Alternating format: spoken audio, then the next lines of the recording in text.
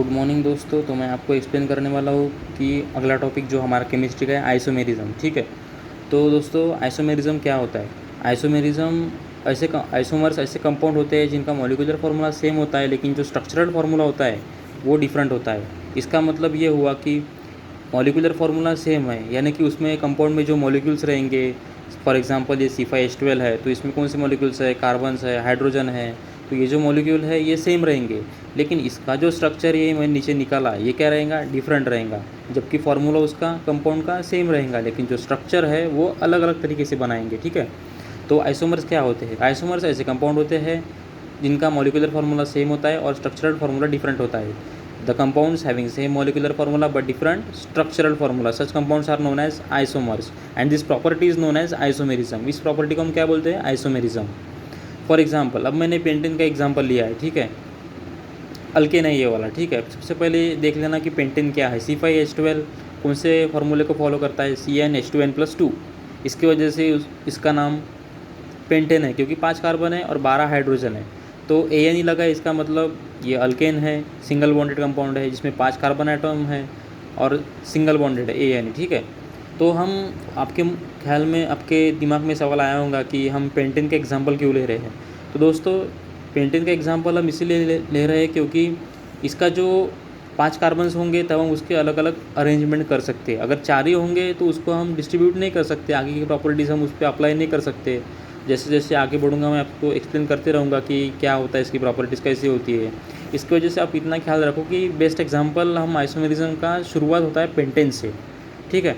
Pentane तो C5H12 alkane है, 5 carbon atoms है, पेंट AN लगा के है, सिंगल बॉन्डेड कंपाउंड है। तो इसके आइसोमर्स कैसे निकालना? सबसे पहले आप इतना याद रखना कि जो सिंपल स्ट्रक्चर है वो निकाल लेना है एक बार। ठीक है। जैसे भी इसमें पेंटेन का स्ट्रक्चर मैं निकाला है वो कैसे है?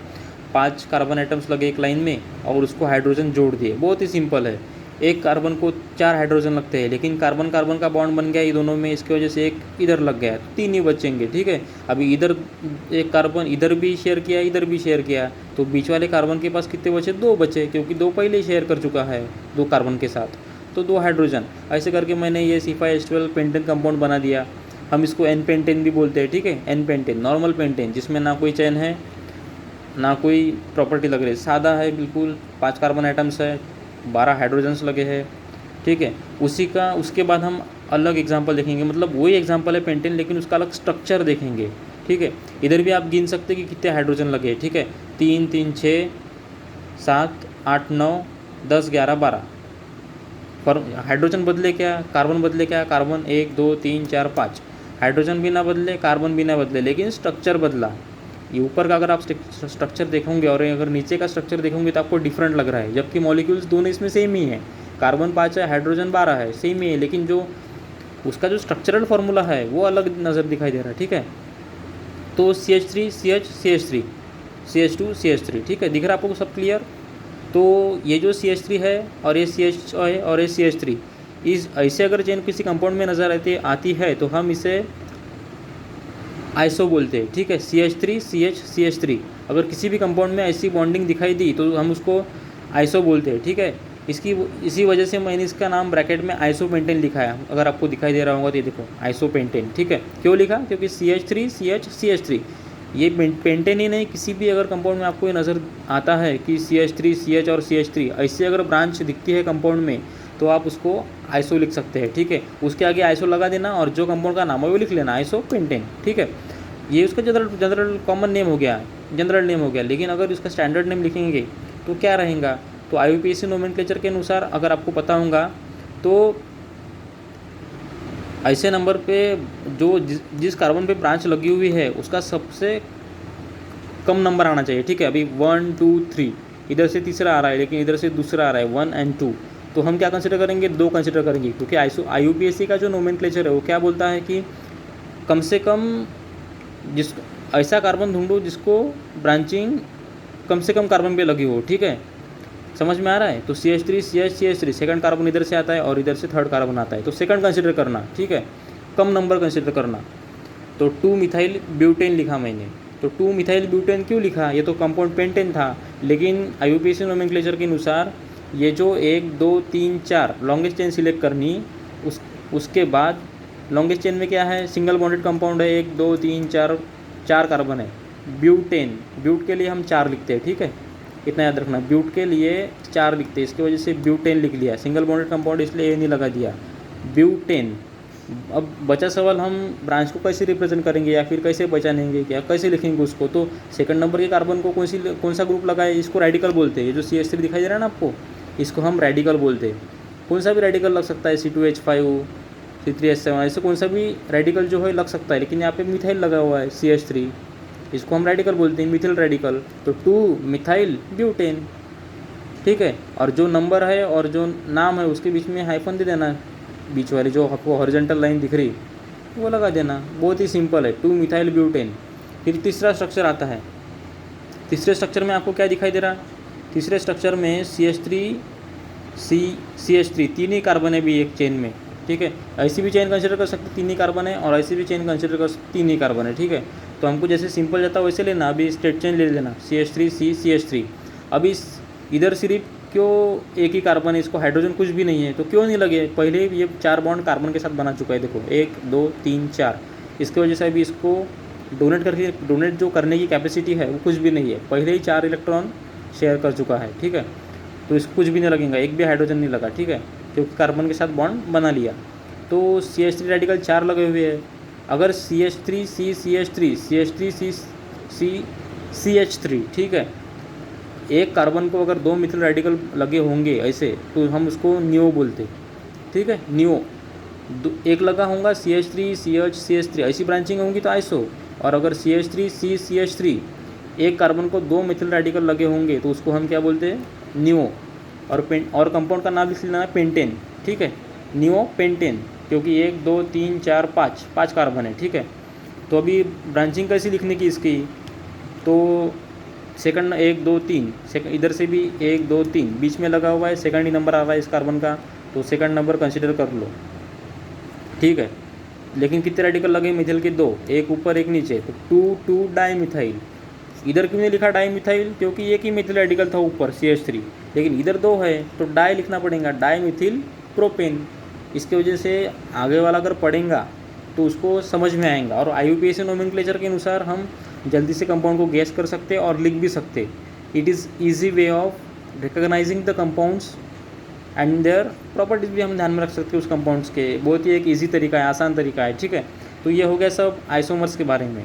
आपको आइसोमेरिज्म समझ गया होगा, आइसोमेरिज्म एक प्रॉपर्टी है, ठीक है, जिसमें हमने पेंटेन का एग्जांपल देखा, अल्केन का था, हमने उसमें 3 स्ट्रक्चर बनाए पॉसिबल, 3 स्ट्रक्चर बनाए, ठीक है। वो 3 स्ट्रक्चर आपको पता है, N-पेंटेन, आइसोपेंटेन, नियोपेंटेन, ठीक है। उसके बाद देखते हैं अभी अगला टॉपिक।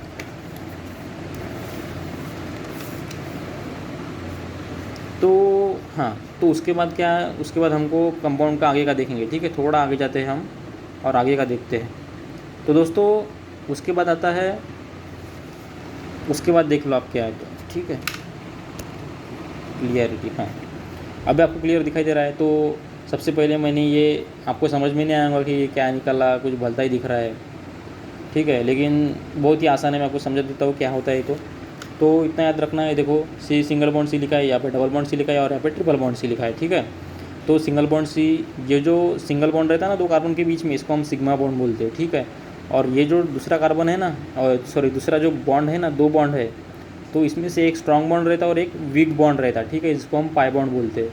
और 3 बॉन्ड अगर रहे तो एक सिग्मा रहता बीच वाला, और जो ऊपर का और नीचे का रहता उसको हम पाई बॉन्ड बोलते हैं, ठीक है। तो अल्केन में सिंगल बॉन्ड होता है जो सिग्मा बॉन्ड होता है, अल्कीन में एक सिग्मा और एक पाई होता है, और अल्काइन में एक सिग्मा 2 पाई बॉन्ड्स होते हैं, ठीक है। जब रिएक्शंस होती है तो पाई बॉन्ड टूटता है, इतना याद रखना। सिग्मा बॉन्ड टूटने के लिए अच्छा कैटलिस्ट होना, स्ट्रॉन्ग कैटलिस्ट, और स्ट्रॉन्ग कंडीशंस दी जाती है। लेकिन अगर डबल बॉन्ड होगा तो उसमें से पाई बॉन्ड जल्दी से ब्रेक हो जाता है, ठीक है, क्योंकि इसकी जो कैपेसिटी रहती है वो कम रहती, वीक बॉन्ड रहता है, ये स्ट्रॉन्ग बॉन्ड रहता है। सिग्मा की जो कैपेसिटी होती है वो स्ट्रॉन्ग होती है, स्ट्रॉन्ग पकड़ के रखता है 2 कार्बन को बीच में, ठीक है। उसके बाद आता है फिर रिएक्शंस है, ये वाली केमिकल रिएक्शंस। तो हम केमिकल रिएक्शंस देख लेंगे फ्रॉम अल्किन्स। अल्किन से हमें अल्केन बनाना है, ठीक है, अल्किन से अल्केन बनाना है, तो कैसे बनाएंगे, ईथिन का एग्जांपल लिया है, ठीक है, ईथिन है ये वाला, तो इसे हमें ईथेन बनाना है, ठीक है। इससे हम कैसे बनाएंगे, तो देख लो स्ट्रक्चर कैसे है। तो CH3CH यहाँ पे डबल बॉन्ड लगा है, ये इथिन है। इथिन मैंने ये तोड़ के लिखा है स्ट्रक्चर, इथिन का स्ट्रक्चर है। और यहाँ पे ये जो आपको समझ नहीं रहा हूँ काय के लिए लिखा है, तो हाइड्रोजन बॉन्ड ब्रेक होता, इसकी वजह से मैंने ये हॉरिजॉन्टल जो वर्टिकल लाइन है मैंने निकाल ली, ठीक है। हॉरिजॉन्टल लाइन से रिप्रेजेंट किया है, वर्टिकल लाइन से उसको ब्रेक का सिग्नल दिखाया, ठीक है। तो यहाँ पे इथिन से इथेन बनाया, ठीक है। सबसे पहले जब आपको पेपर में आता है कि ये कंपाउंड से कंपाउंड बनाओ, तो इतना याद रखना कि सबसे पहले कंपाउंड का स्ट्रक्चर निकाल लो, ठीक है। उसके बाद उसकी रिएक्शन, फिर उसमें रिप्लेस कौन होगा, हाइड्रोजन ही रिप्लेस होता है हर रिएक्शन में। तो हाइड्रोजन रिप्लेस कौन से कैटलिस्ट से होगा, क्या होगा, ये आप अच्छी तरह से देख लेना, ठीक है। बहुत ही सिंपल है। अब इथिन का एग्जांपल लिया मैंने तो मेरे को इथेन बनाना है। करना क्या है, ये दूसरा बॉन्ड है, ब्रेक कर देना है और दो हाइड्रोजन एक बॉन्ड की जगह पे जोड़ देने, ठीक है। इतना ही करना है, दूसरा कुछ नहीं। तो इथिन है, इथिन बना दिया, तो हाइड्रोजन ब्रेक हो गया। और जो PT और PD रूम टेम्परेचर, ठीक है। PT और PD एक है कैटलिस्ट है, और रूम टेम्परेचर पे रिएक्शन होती है, ऐसे लिखना पड़ता है वहाँ पे कि ये रूम टेम्परेचर पे ही रिएक्शन कैरी होती है, ठीक है। हाइड्रोजन बॉन्ड ब्रेक हुआ और ये PT और PD पैलेडियम, ठीक है, ये वाला कैटलिस्ट उसमें ऐड कर दो, ये कंपाउंड में ये डाल दो ये कंपाउंड में, दोनों का मिक्सचर करेंगे, रूम टेम्परेचर पे रखेंगे तो आपको इथेन मिलेगा। कुछ देर बाद आपको इथेन के प्रॉपर्टीज़ मिलेंगी उसमें, ठीक है। तो रिएक्शन कैसी कह रही है आपको समझ गया। हाइड्रोजन बॉन्ड ब्रेक हुआ, ये कैटलिस्ट यूज़ किया। कैटलिस्ट क्या काम करता है रिएक्शन में, तो कैटलिस्ट का काम ऐसे होता है कि वो अल्टर करता है रेट ऑफ रिएक्शन को, एक तो फास्ट करेगा नहीं तो फिर स्लो करेगा। होता क्या है कि हमारा प्रोडक्ट फाइनली जल्दी से हमको मिल सके इसके लिए हम, या फिर वो रिएक्शन जो है वो जल्दी से कैरी आउट हो जाए, उसके लिए हम कैटलिस्ट यूज़ करते हैं, ठीक है। Catalyst also we can use Ni with high temperature and pressure, ये भी कैटलिस्ट यूज़ कर सकते हैं हम। कैटलिस्ट, इस कैटलिस्ट से भी एक रिएक्शन जो है कैरी आउट हो जाएंगी, ठीक है। कैटलिस्ट की definition are the substances which can alter the rate of reaction. Alter यानी कम कर देंगी रेट ऑफ रिएक्शन को या फिर बढ़ा देंगे रेट ऑफ रिएक्शन को, उसको हम बोलते हैं कैटलिस्ट, ठीक है। फिर उसके बाद क्या है, अल्काइंस, ठीक है। अल्काइन से हमें क्या बनाना है, अल्केन बनाना है। ऊपर के रिएक्शन में अल्किन से अल्केन बनाया, अभी अल्काइन से अल्केन बनाना है। हुआ क्या, कंपाउंड इथाइन लिया, उसका एक हाइड्रोजन बॉन्ड ब्रेक कर दिया, ठीक है।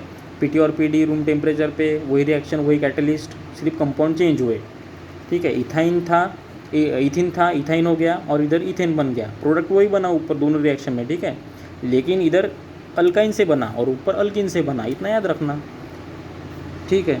तो ये वही तरीका है। हाइड्रोजन बॉन्ड ब्रेक हुआ, ये रिएक्शन ऐसे कैटलिस्ट लिख लेना, रूम टेम्परेचर पे कैरी आउट होती है, PT और PD लिख लो और बस एरो करके वो कंपाउंड का नाम लिख लो।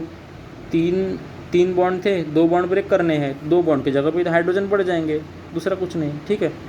We conclude that alkyne gives alkane in the presence of PT और PD एट रूम टेम्परेचर, ठीक है, कैटलिस्ट। तो अनसैचुरेटेड हाइड्रोकार्बन से, अनसैचुरेटेड किसको बोलते हैं, अल्किन और अल्काइन को, और सैचुरेटेड अल्केन को।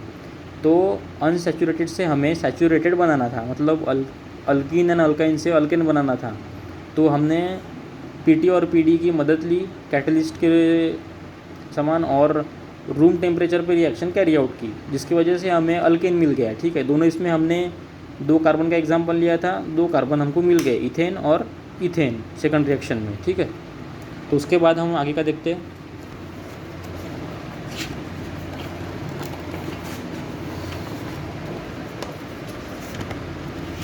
तो दोस्तों आपको समझ गया होगा कि कैसे बनते हैं, आइसोमेरिज्म की प्रॉपर्टी देख ली और हमने अल्केन और अल्किन से बना लिए कंपाउंड्स, अल्केन बना लिया, ठीक है।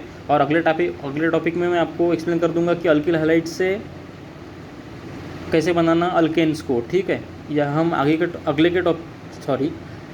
टॉपिक में मैं आपको पढ़ा दूंगा ये वाला। लेकिन जो पीछे अभी जो मैंने ये वीडियो बनाया उसमें आइसोमेरिज्म की प्रॉपर्टी पढ़ा दी आपको, सैचुरेटेड और अनसैचुरेटेड अल्कीन्स, अल्केन्स और अल्काइन से कैसे कंपाउंड्स बनते हैं अल्केन, मैंने वो भी पढ़ा दिया। अभी आगे के वीडियो में मैं आपको सब अल्किल हैलाइड्स के बारे में पढ़ा दूंगा, ठीक है। Thank you.